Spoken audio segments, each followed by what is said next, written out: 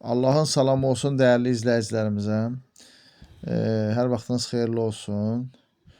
Bir neçə gün öncə gözəl diyarım Cəlilabad torpağına getdim və düşündüm ki, bir bazara baş çəkim. Getdim bazara, gözümə canlı balıqlar dəydi. Əslində mən canlı balığı çox sevirəm. Sazan yox, sazan saxlam olduğu üçün yağlı olur.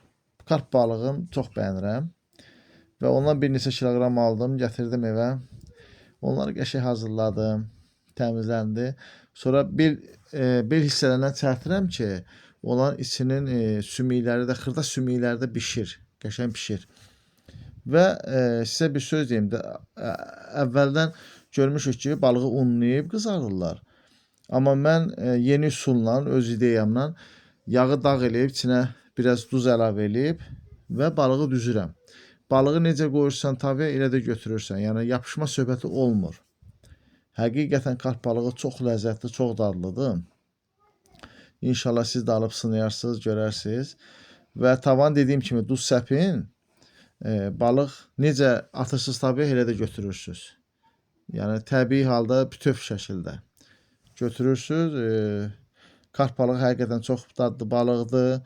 İstəyirəm ki, siz də sınayasınız. Çox gözəl alınır. Və ondan sonra qəşəng onun soğanını, göyünü doğrayıb bişəndən sonra üstünə əlavə edirsiniz. O daha da möhtəşəm olur. Həm də ki, təbii ocaqda.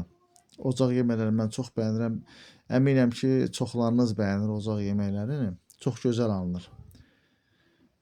Və bizim gözəl bir məsimiz də var. Onu da unutmadım. Balığı daddırdım ona.